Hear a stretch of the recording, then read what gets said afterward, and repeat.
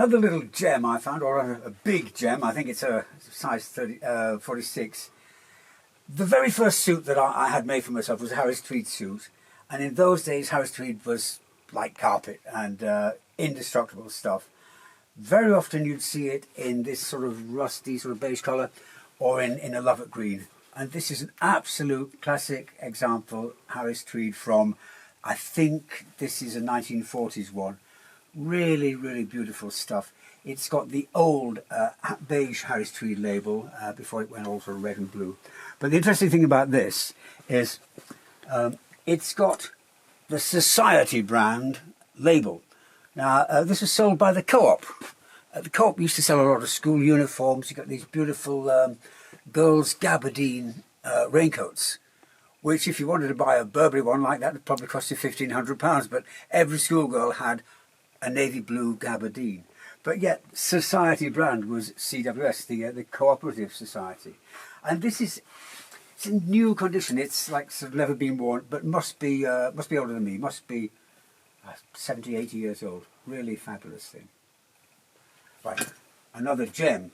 Now, Cavalry twill trousers, everybody had to have a pair. Don't know jeans around in the early 60s and late 50s. You wore a sports jacket and you wore Cavalry twill trousers. Now I don't think, well yes, there is one company that still makes Cavalry twill. And this is a Cavalry twill coat, and the sleeves aren't a bit longer. I think it's like a 46 shortish. But again, it's in new condition. I think it's just made by a provincial tailor. There's no tailor's label in it, but it's really beautifully made. But of course, when this was made, every factory that did make things like this were turning out a superb product, because when you think the Burberry factory employed 12,000 people, not the Burberry factory, I'm sorry, the Burton factory employed 12,000 people. Every one of those people employed would be skilled as a cutter or machinist, so there were skills everywhere, and there was a lot of competition, so the standard was really high. Sadly, it's almost impossible to find a machinist these days. When I'm looking around, everybody that contacts me is the same age as me. There's no young machinists around. Well, certainly not in the quantity there used to be. Yeah, lovely thing this for somebody. And now, I've often said, if you only have one jacket, if you only have one tweed jacket, then really it ought to be a keeper's tweed jacket. Now, I'm wearing one just now. I've got about 3 of these. I've got one that I wear with just a shirt underneath, one that I can wear with a light jumper, I think that's this one, and I've got one that's slightly bigger that I can wear with a big thick woolly jumper like this. Now, this stuff, if you go and meet a country vet or whatever, he's probably got one of these. It's indestructible, it just lasts forever. It's been made for quite a long time. Originally it was just a cotton and wool blend. Now sometimes you get a little bit of polyester with it. But I've got about a dozen of them in the storeroom here, different sizes. Now, some of them have slightly different manufacturers make this stuff. One of the best ones I've ever seen comes from Lovat Mill in Scotland, but it's all the same weave, so it doesn't really matter where you get it. It's all the same indestructible stuff. And get yourself a pair of corduroy trousers and a jacket like this, and you can wear it for the rest of your life. I remember, see, being plain is quite good. People don't expect you to always turn up with different stuff. When I started going to Paris in the 60s, I noticed Parisian girls dressed in a different way to English girls. English girls would go along to Bieber or Mary Quant and buy something new every week, and colours and that sort of thing. French girls were different. You see, we might have had style, yeah, but French girls were chic. Now, the word chic just doesn't apply to any girls that aren't French. You've got to be French to be chic, like you've got to be Japanese to be kawaii. But French girls would buy a plain grey pleated skirt and maybe a navy blue cashmere jumper, and they could wear that every day, and people wouldn't notice that they were always wearing the same thing because it was plain colours. and the French girls were a lot more interested in the cut and the quality. They'd try a skirt on and it had to sway around, it had to drape properly, their fit had to be perfect. Whereas English girls at the time would, as long as the colour matched their mini, they'd go ahead and buy it. But I mean, it was interesting times for girls when shops like Bieber and Mary Quant were around, super stuff. Yeah, so lots of keeper's tweed, and in the same way, get yourself a keeper's tweed jacket. You can wear it every day. Nobody thinks, hey, he's still wearing that old thing, because it's plain. Lots of them here in the showroom. I think it's about 20 here. Yeah, all different sizes, different ages. Yeah, I see the 60s ones. They have this little flap on the pocket. There's a bit of a 60s touch. This is an old Mossbross one, so it's probably got a deep vent for riding. Yeah, this has been cut like a riding jacket. Yeah, really nice item, this. Try that on myself a little bit later. Yeah. So yeah, lots here. And I'm just going to grab another one.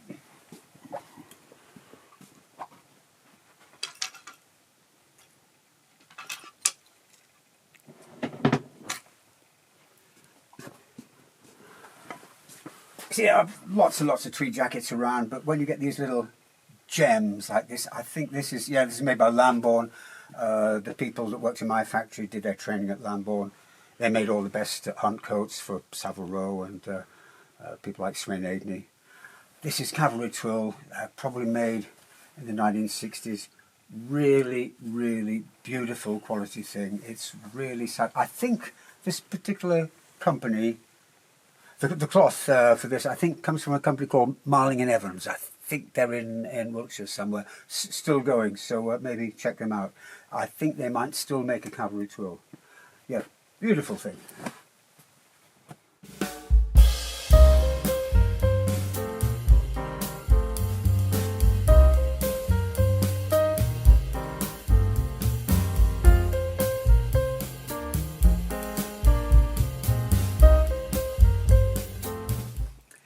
My friend Rio made these shoes when he, I think, was still at the Coleraine School in London. Now, I love people that are obsessed with quality and have the idea that if they want to make something, nobody should be able to make anything better. That's I try to do that with my factory. Now, Rio, Japanese guy, and he used to help me out in the shop in Fulham, and also when we opened Old Hat in Tokyo with my partner Ishii, he used to help out in the shop. But of course his specialisation is shoes. He's a shoemaker. I remember we went out to get a afternoon tea somewhere, myself and Ishii in Tokyo. When we came back, Rio had polished all the shoes, as only a shoemaker can polish shoes. It was like they'd been varnished on the front there. And he showed me how to do it. But I still can't do it to this day. But anyway, he gave me this pair of shoes because he was disappointed in them. Now, I'm probably going back 25 years ago. You couldn't imagine a more beautiful pair of shoes. Look, this really beautiful beveled waist there. It's exquisite. You think, well, yeah, nobody's going to make a better pair of shoes than that. But he wasn't happy. He said, oh, not good enough. And I look at this really, really beautiful shoe, and I'm thinking, yeah, where did he see something and thought, well, it's not good enough. Now, he's now quite successful. See, I remember he had a very bad time. He was offered a job, I think, with the bespoke department of Crockett & Jones in Paris. And they wanted him desperately. They liked him. He wanted to work. But he couldn't get the idle French to get their finger out and get his work permit. So he was it was a good few months in Paris, just living on bread and water, basically, waiting to get approval for this work permit. And eventually I had to give up, and he went back to Japan. But now he's in Austria, I believe, doing bespoke shoes. And I can't imagine that there would be anybody in the world that would make a better shoe than this chap. I'll send a little link so you can see who he is. But yeah, to think that he gave me this pair and he was disappointed in them, and you couldn't imagine a more beautiful pair of shoes. Yeah. Sadly, they're a little bit tight on me.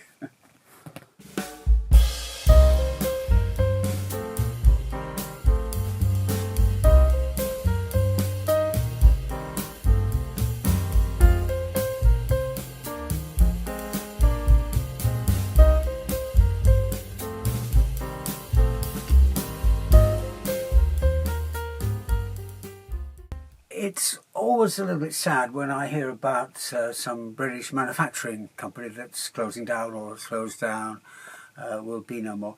Especially when it's a small sort of niche market firm that I really admire. Now, my factory was in Ipswich. Just up the road in Norwich was a company called Old Town. Now, when I first got to know about this company, I was a little bit involved with the Goodwood Revival meeting, helping getting it started with the clothing aspect, being in tune with the period of the cars. And Lord March, who's got a brilliant sort of theatrical view of how things should be, would get things absolutely spot on. And all the Goodwood staff were wearing land girl trousers. And one of the girls came onto my stand. We were given a free stand at the start, right next to the paddock at Goodwood, wearing these land girls. I said, "Oh, they're nice. Lucky to get those vintage ones in modern sizes." And she said, "Oh, I think they're new." And I said, "Oh, really?" I thought, because I've made land girl trousers. I didn't know anybody else had made them. I made some for a film once a long time ago, and so she showed me the label in these land girl trousers. And here's a pair that I made from Bedford Court. And the label was Old Town, Norwich. I thought, yeah, I've got to go and have a look at this company. And all the time that they were there, I know when I was writing for the Chat magazine, I think the editor, Gavin, had a suit made by them. They did sort of workwear patterns, which looked pretty cool to wear, and nice sort of summer.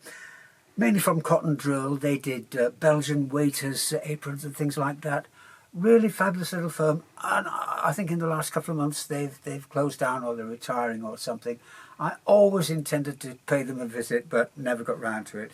But yeah, this is a pair of land girl trousers. They'd have these little eyelets here for laces, which we just did sort of buttonhole, small buttonholes like shirt buttonholes. This is a pretty authentic pair of land girl trousers, yeah. But Old Town, I don't know if they still have any stock to sell in their inventory, but Old Town Norwich, check them out if they still have something. I think it'd be very much a company to have a look at and buy some of their stuff. Of course, with all the young men and some of the old men occupied with wartime pursuits like fighting, and then we recruited girls to work on the farms. Hence they were called land girls. There was a sort of uniform. They were made from corduroy, like this, which has always been workwear, and also from Bedford cord, like the pair I made just there. This is a pair, Women's Land Army, size 1, height 5'1", waist 24 to 26, hips 36 to 36. That's when girls had hourglass figure. I don't think it really happens now. But yeah, this is an actually original pair. Got a couple of pairs here. I probably used one of these pairs to copy. So you have the laces on the thigh there. Yeah, another pair here. Same period, same style. But these would have been made. Quite a lot of factories that normally did clothing would turn their production over to wartime stuff and stuff like this. Yeah, again. This says Breeches Corduroy Women's Land Army size 1 again. Yeah, just Redmond Brothers. Yeah, I think they made a lot of military kit. So these look like they've seen a bit of wear. Interestingly, they've got the military War Department stamp on them. Yeah, WD. Land girls weren't military. It was a civilian order, if you like. But they have the military War Department stamp on just there. Yeah. So yeah, that's an original pair, and I just made copies from these. When they've been worn in and washed a few times like that, they're really lovely, comfortable things to wear, and they're pretty stylish. Probably seen the TV series Land Girls, where they obviously chose girls that look pretty cute in them. Yeah.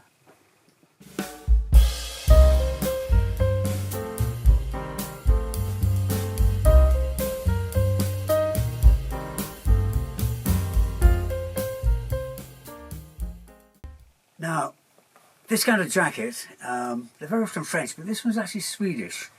They're known as barnstormers, because I suppose they might have been favoured by the French resistance. Pretty wind and weatherproof. This one, decided to keep it basically because it's lovely. really nice, really smart. And I thought, well, I know, I'll get one of those pairs of British officers' boots with the brown dimple leather. Sit really nicely with it. Now, they used to be around, you'd find them at car boot sales. Suddenly, can't find a pair anywhere. And I put the word round, get me a pair of those officers' boots with the two little straps on the side and the laces. I desperately need a pair of those, thinking I'd probably wear them all the time. I'd managed to track down a pair, paid all the money for them. I paid quite a hefty price for them, thinking, yeah, I'll get delivery of these quite soon and I'll be able to wear them with my brown leather coat. And they arrived in the post. This is what I'm talking about. I think it's an officer's boot. It's got a sort of Gibson type bib on the front there. Two straps here. They're very favoured by motorcycle riders who quite often dyed them black. But this is an original pair. It's got laces at the front. And they look absolutely fabulous. The problem is they don't feel fabulous. They weigh a ton. If you put them on, you just want to take them off as soon as possible. So, yeah, I'm glad I've got them. I'll never be parted from them, but I think they're going to be confined to the dressing up box. I'll only wear these for some photo shoot or something. Yeah. I mean, obviously, it's a good match, but, yeah, they're just too heavy to wear. They're pretty heavy. Yeah, this is such a nice jacket to wear when it is a little bit treacherously windy. There was a couple of buttons missing, and I've never found anything harder to get a needle through than this stuff. I really had to almost hammer a needle through, and I put shanks on the button. It looks like the button's coming off. That's a long shank on there because this is quite thick. And it's made in Sweden. It's made from gat skin, which is Viking, I suppose, for goat skin. And it's a really cool thing. It's very, very comfortable, especially over a nice Aran polo neck like this. Yeah, this is all leather stuff.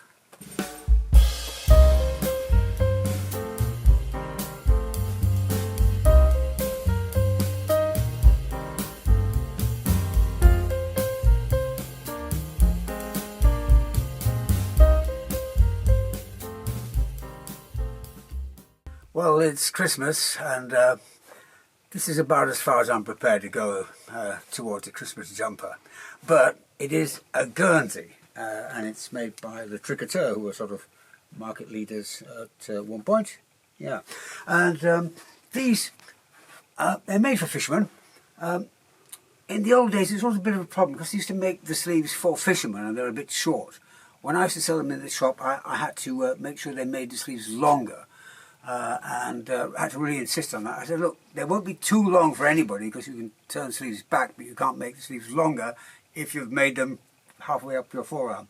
So, the traditional ones, of course, were navy blue, but this firm, the Tricoteur, started doing them in all colours.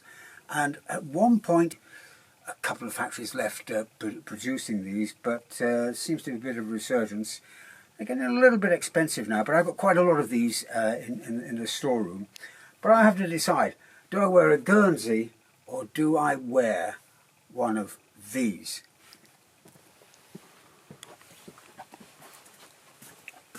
Now, again, made for fishermen, I believe. I come from Aran, from the region. These are absolutely fabulous. I've got them in every size. I've got some really super ones for girls with hoods and zips like cardigan styles. I've got literally... I've got dozens and dozens of them here, and every now and then I find myself one and think, yeah, I'm keeping that one, and I think, yeah, this one got a polo neck. It's not exactly a submariner, which is a slightly different thing, but it's got a polo neck, so yeah, this goes very well under my duffel coat, I think. So these are lovely, lovely things. Some actually will be made in factories and they have a label. The ones that don't have a label are very likely to be home knitted ones, because home knitting people love these patterns, like to show off. They can do the cable stitch and all that sort of stuff. You wear one of these, you don't want to take it off, and you can just put it on under a covered coat or something at the weekend. They're really super to wear. Like I say, some of the girls' ones I have here are really, really glamorous. Yeah, this one here, absolutely fabulous with a hood. Quite a few in that sort of style. So yeah, bring the wife or girlfriend along to the storeroom and pick up one of these. I think this is a good taste Christmas jumper, and it hasn't got like Lego reindeer all over it. So yeah, love these.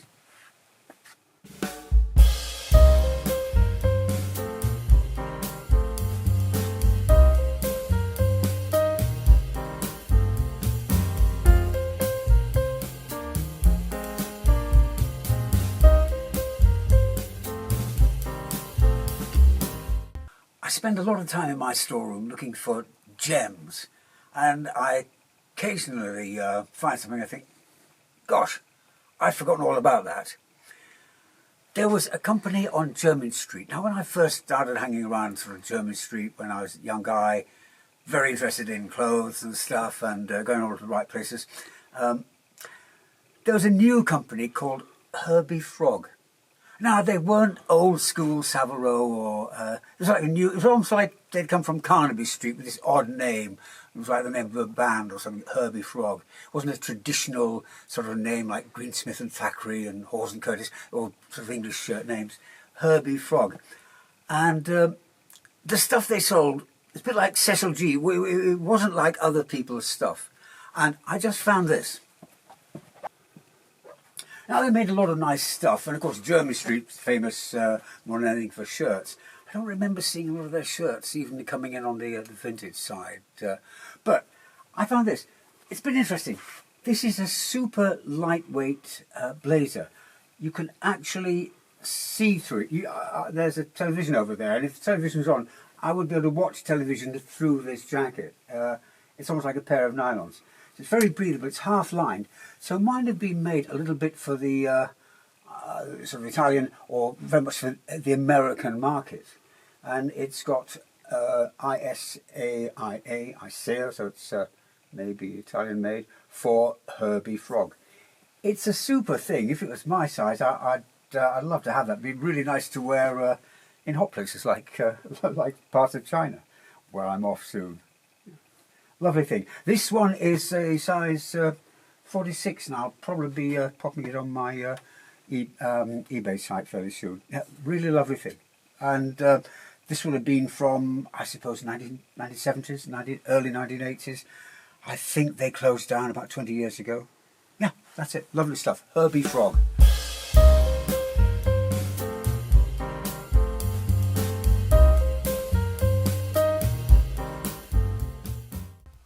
When is a duffel coat not a duffel coat? The first big coat I bought for myself, when I worked for W. Gibson & Son in Scarborough, tailoring company, I got a coat which was a sort of hybrid duffel coat, stroke overcoat. I've got a couple of them here. These are just made. Duffel coats were so popular, particularly with intellectual types. The teddy boys wouldn't wear them, and they weren't sort of cool. But people used to wear them to go to job interviews because it made you look like a clever person. Now, this is a bit big for me, but I think duffel coats, you can wear them oversized. You can just turn the sleeves back like this and just wear them like a big blanket wrapped around you. And duffel coats are absolutely super. Yeah, even this is 2 sizes, maybe 3 sizes too big for me. I would still wear this. A nice big warm puller neck jersey. These are fabulous. You see, it's a duffel coat, slightly. It's got the panel, it's got the same pockets, but it's got buttons and it doesn't have a hood. But the rest of it is pretty much a duffel coat. I've got another one here that's got the brand is Baker Street, bit of Sherlock Holmes stuff. Yeah, see, you would think that is a duffel coat and then realise it hasn't got the toggles. But these are just as comfortable, really nice. These were only made for a really short time. I remember them being around in menswear in the early 60s. Nobody's making them now because nobody really wants this quality anymore. But yeah, super things, and you can still track these down. The quality means that they are, the ones that were made are still alive unless the moths ate them all up.